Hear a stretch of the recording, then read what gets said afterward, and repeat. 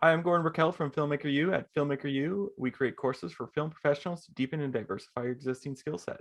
You can learn more at filmmakeru.com, and as always, follow us on Twitter at filmmaker_u.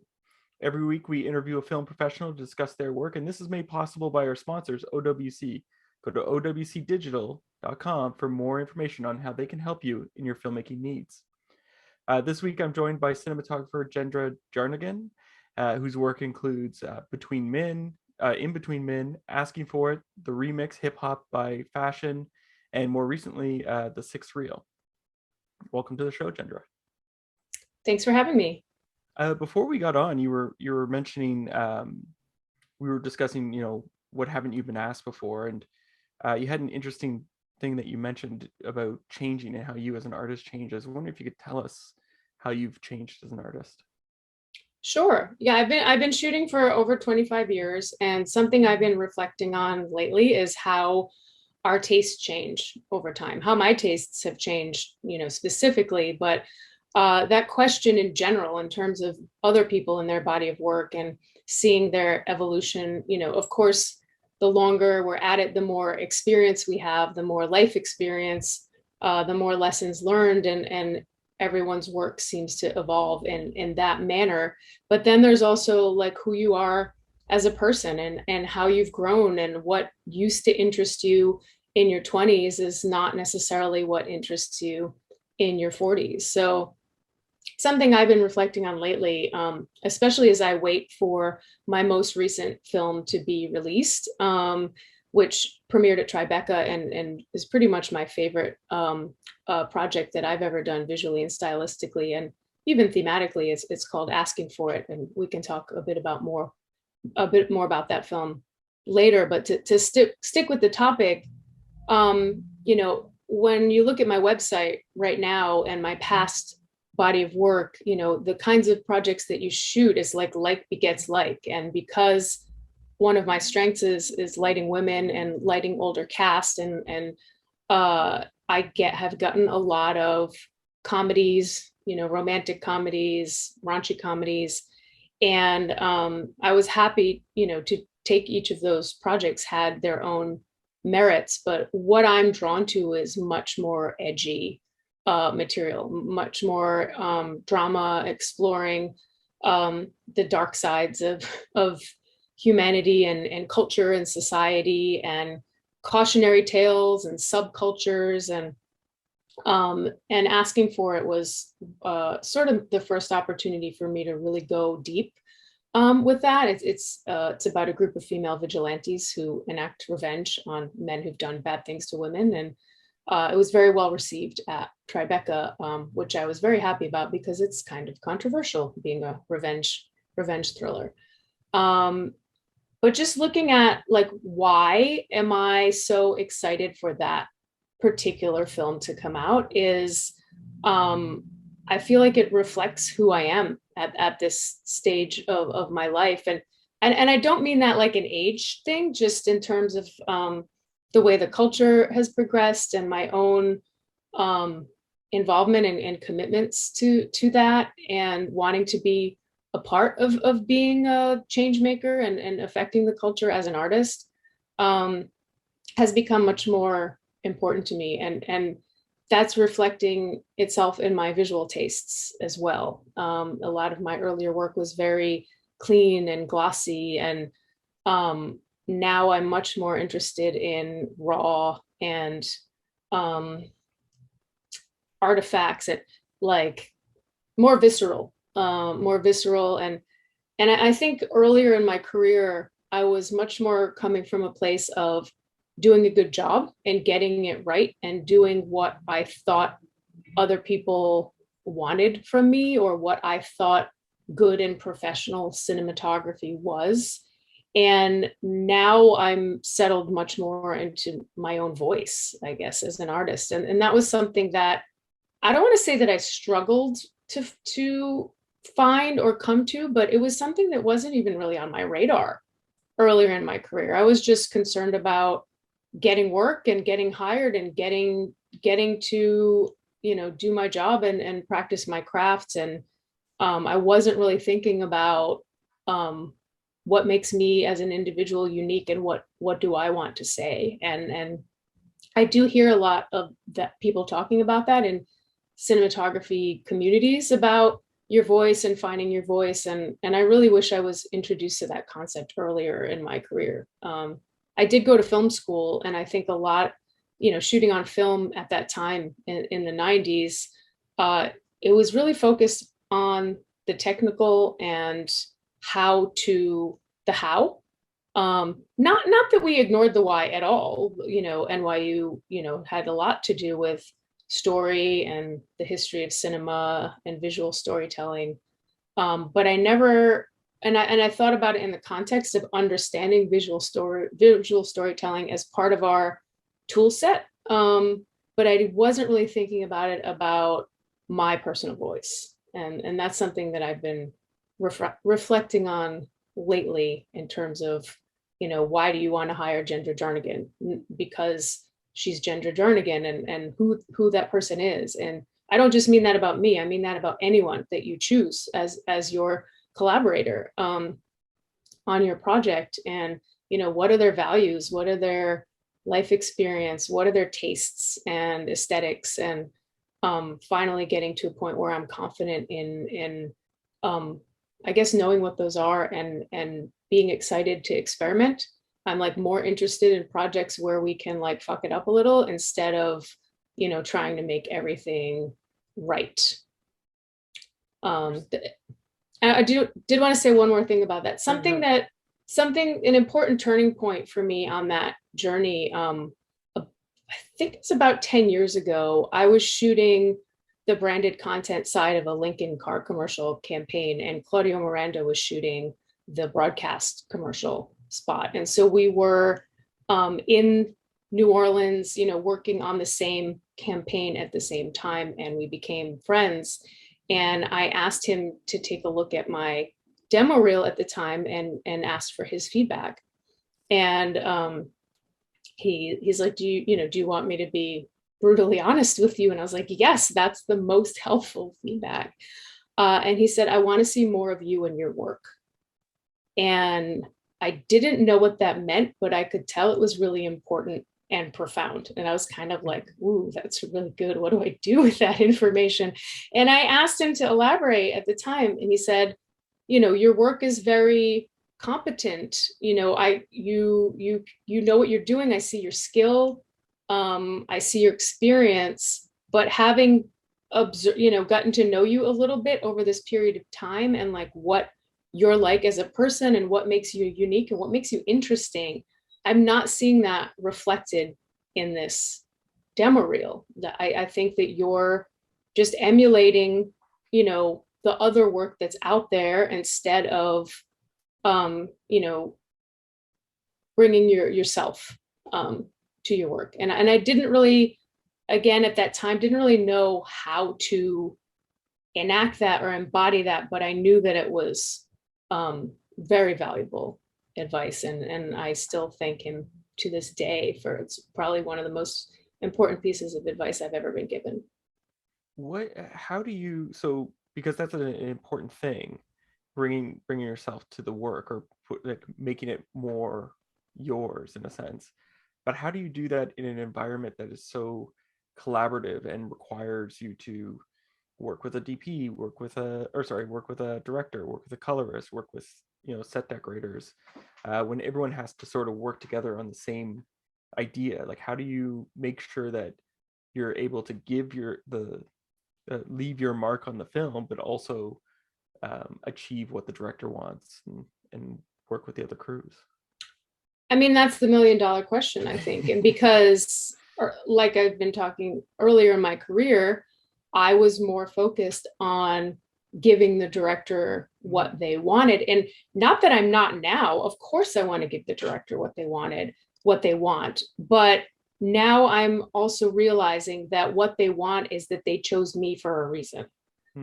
They chose me over plenty of other qualified, talented people that I was, competing for on any given job that I happen to land, that they see something in my work or my taste or in me on the interpersonal level, level with the interview, or however that is. I kind of,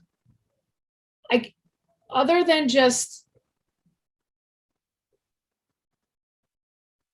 I guess in the past, I was more focused on pleasing the people hiring me, of doing what I thought that they wanted. And now I'm still very much concerned about what they want, but I'm not doing it at the expense of being true to myself. And I'm realizing that no one wants a yes person. They want a collaborator. Or I shouldn't say no one. If you are in that situation, you probably know that. And, I've been on some commercials that are like that, and that's fine. It's like, you're being hired to deliver, you're being paid, like this CEO on a green screen, and make them look flattering, and that's it, kind of thing. But hopefully for a feature film, it is more of a collaboration where, the whole is greater than the sum of its parts, in terms of you and your, principal collaborators, specifically director and DP, are elevating each other, that you are on the same page, that you are compatible with your sensibilities, and that I know when the director's talking, like what they mean and what's behind it. And I like, a lot of prep to get to understand the motivation and the subtext and the priorities and the, what are you trying to say with this? And I want to bring, what are you trying to say to the visuals? And, chances are I'm going to have a lot more experience and visual focus than any given director. I love working with very visual directors. I think the ones that are very clear on what they want visually are the ones that push me the most, in a way that excites me, in terms of, instead of just doing what's going to occur to me, in terms of my habits or tastes or sensibility, to really, align with a director who has a strong vision, and bring myself into that vision. I think that's to me, that's the most exciting thing about our job, is that collaboration and that sort of creative chemistry. Now, you also said that you went from like a more clean style to a more, I guess, gritty or authentic style. So how do you, I guess, it's like a weird way of like, you're going to make it add stuff to the film or make it more authentic to you visually, but how do you do that and still maintain that professional look? Because obviously you're not going to like drag film across the ground nowadays or something like that. If it's a music video, you could. Yeah. Sorry, could you ask the question again? So I'm thinking about, like, because you're wanting to add more authenticity in the sense of making it grittier, you were saying, in your shooting. So how do you do that but still maintain a professional look to the film or the show? I think there are some telltale signs of what looks professional and intentional versus what is just sloppy and unskilled and amateur.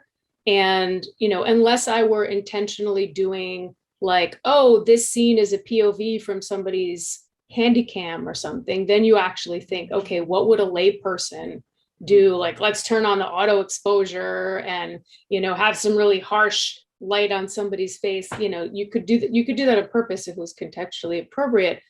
But otherwise, I think, lighting, understanding dynamic range, understanding exposure, there are still some things that I'm not going to ever cross into in terms of lighting continuity. Certainly there's a lot of work into making something look real, basically. A lot of work that goes into making something look real. Not that everything I'm doing, the goal is to look real, but everything I'm doing, the goal is to serve the story. I don't want to do camera work or cinematography that is gimmicky or that is going to pull the viewer out of the story because it draws attention to itself. And I think that there's a lot of films, you know, especially maybe 10 years ago, where there was an overuse of handheld camera work that did exactly that. Like the intention, I think, by a lot of people was to make it feel more real. Or I think I'm trying to think which filmmakers, is it Paul Greengrass and who else? Like United 93 and like where it's just so, you know, like I cannot watch The Office. That like people are like, oh, do you like The Office? It's like I cannot make it through an episode. It nauseates me. Just like, why are they doing that? Like it's so unnatural and unmotivated to me that it draws me out of it, that I'm so aesthetically opposed to it, like makes me gag. Like and part of that is knowing those, like, what are your creative deal breakers? Like if I interview for a film and they want like a verite look to a fiction film, and they want the whole thing to be handheld, and they think that that's faster, or they just want to give it energy, but without having a good reason, then I'm not the cinematographer for them. And I've come to realize that, like, I feel so strongly about when the use of handheld is appropriate and when it's not. Not that I don't like handheld, I absolutely do. And I'm not even talking about operating myself, I'm talking about aesthetically. That I know to bring that up in an interview, like that it's something that I feel strongly enough about to be like, oh, this is an example where we could maybe not be on the same page. Like, you know, I've learned long ago that a job interview, the goal is not to try and convince them to hire you or say what you think they want to hear. The goal is to show enough of yourself for them to decide whether you're the right fit for them. And, you know, I don't want to be hired for something that I'm not the right fit for. And they didn't see that because that never came up in the interview. So I'll bring it up sometimes. Now, you also mentioned that you went from sort of, you said comedies to more dramatic and story-driven content. And reading your bio, do you know, looking back on it, do you think that that's because you were a bookworm when you were younger and you really devoured a lot of books? No, I think it's more the kind of jobs that came my way. Like early in your career, you need to take the opportunities that come to you. And you know, I no shade on any of the comedies that I've done. I took them because they were good, they were funny, they were solid, they were movies that I wanted to be a part of. And I'm not saying I'll never shoot another comedy again. I love like quirky indie comedies. I love Wes Anderson. I love Little Miss Sunshine. I love Being John Malkovich. Like some of my favorite movies are, you know, comedies within, you know, sort of quirky or offbeat sensibility. So I'm not saying that I have moved away necessarily from comedies at all. It's more, you know, drama is usually a deeper story, usually.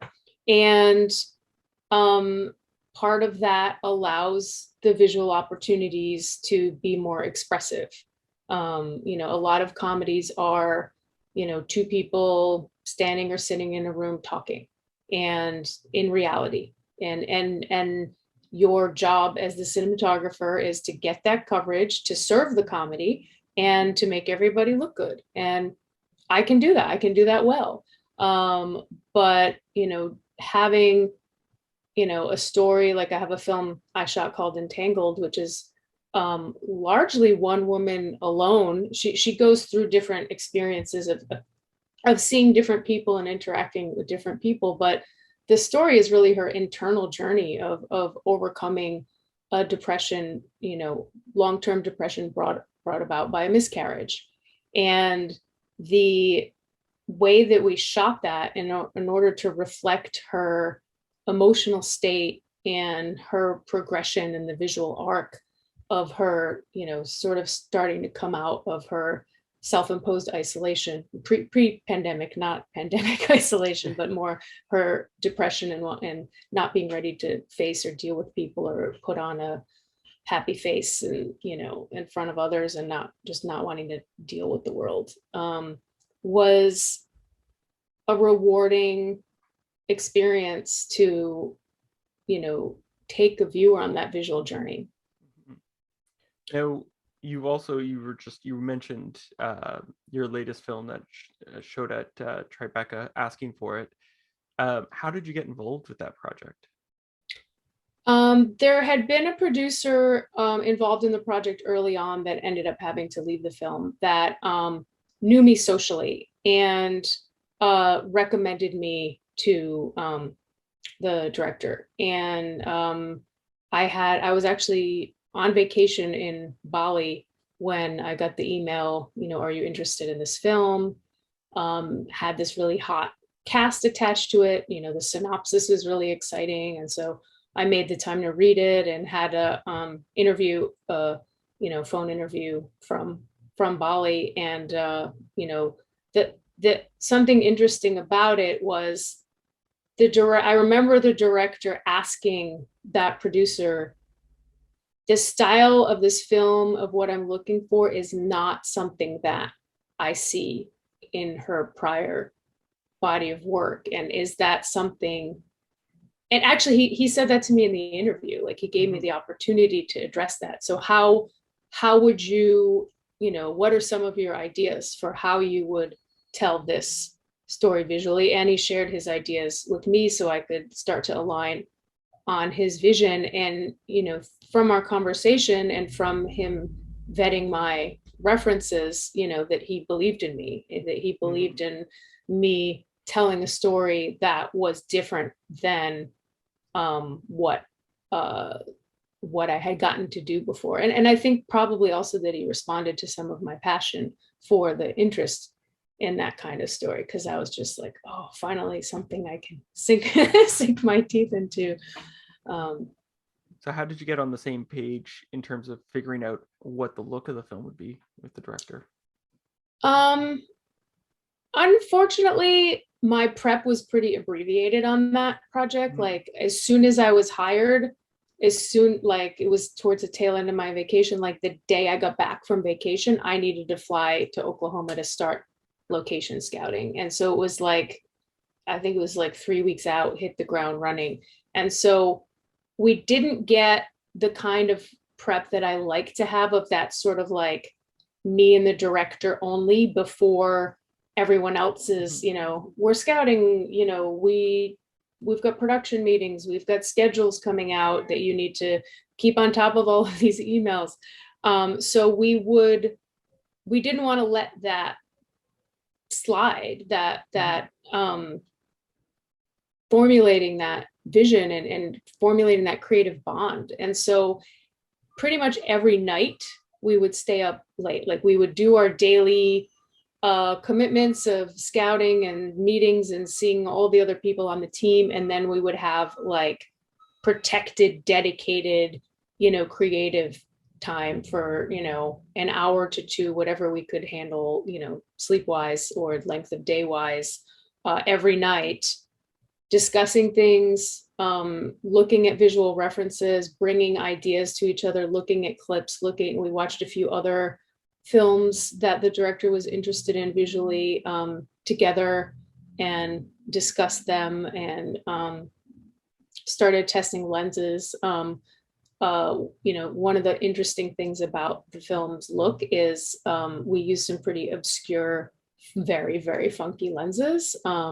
They're old Cook Crystal Express. Panavision owns them all now, but they were designed by Joe Dunton back, I think they were from the 60s. And there's very few sets of them out there, and they have a very, very strong look. They're very funky. Like, you would only use them if you want that funk. And what is the funk? They're very bendy. Okay, like the barrel stave distortion type stuff? Yes, there's a ton of distortion. The 50 was, we probably shot 80% of the movie on the 50, but there was a 35 and even a 24 that we used sparingly, because the look of them is so extreme that it's a statement, you know. They're soft. They're built on old cooked speed pancros, the elements of them before they're, you know, built into the anamorphic optical elements on top of that. I like soft. They flare like crazy. Like crazy, like sometimes more than you want them to, and they're out of control, and there's nothing you can do about it. So they're not the kind of lenses, as much as I love them, they're not the kind of lenses that I would use on most projects, unless you're like, or people have asked me like, oh, what do you think? I'm considering using these lenses. And I was like, there are times that if you have a light source in the frame, that it's just going to blow out the entire frame of white. And it's like, you either don't have a light source in the frame and have to be ready to do that, or you embrace, you know, this is the look, lean into it. So when we were exploring lenses, and I just had found like some tests of that online, and I showed the director, I was like, this is pretty, like I kind of was wondering if it was too much, and then he's like, I love it. And then I flew back to New York to do a lens test, and they had this 24, and he couldn't come, he was still in Oklahoma, and I did like a video. I was like not going to take the 24 because it was bonkers. And I did a little iPhone video of the screen capture of like someone walking across the room, and how much you could see the craziness in the lens. And the director was like, that's amazing, I love it. And I was like, okay, yes. Like I was just getting more and more emboldened to go further and go further. And I think the more you stray from naturalism, the more you really need to dial in your references with each other, to be like, you know, like, I don't want to play it safe, but I also don't want to, you know, go so far that it is distracting, or the directors and the producers don't like it or think that it's too stylistic. So it's like finding that balance, and that balance is different for every story. Now, I have one last question that I've been asking everyone we interview, because we've been stuck in this pandemic for just going on 2 years now. A lot of people have turned to streaming networks to fill their time. Is there something you've discovered on the streaming service that you think people should check out? My favorite show that I discovered during quarantine is called Power on Stars. It had just finished complete, like gone off the air, like wrapped up its final season at the time that I discovered it. And now there's 2 spin-off shows, Power Book 2 Ghost, and Raising Canaan, I think is the third one. And I was so happy that when I finished it, that there's more to come. You know, when you're like binging a show and then it's over, and these people have become a part of your life, and you're so invested in them, and then you're like, oh my god, this is over, and it's like, yes, there's more shows, this story continues. But I've found a lot of people haven't heard of it, and you know, I think it's just really well written. It's really compelling. You know, it's about the underworld of drug dealers in New York City, and some of it is really glamorous. There's a whole nightclub. Like the main character, Ghost, played by Omari Hardwick, is trying to leave his drug dealing past behind and become a successful businessman, entrepreneur, nightclub owner. But the more successful he gets in that, the more he becomes in the public eye, and the more scrutiny he's under. And then also all of the people from his past want him to stay in the game because they're dependent on his connections and relationships. And he was good at his job, I guess, as a drug dealer. So they want to be partnered with him, and they kind of like, he keeps trying to get out, but they keep either blackmailing him or like threatening his family, like to keep him involved. And it's like this interesting, like, you know, your past catching up with you, and you trying to redefine yourself, and, you know, other people not seeing you that way. And it's got a lot of depth to it, but and really it's just highly entertaining, and the characters are really compelling, and you know, it's got the kind of hook where like at the end of every episode, you know, something happens where you're just like, I need to keep watching, you know, that like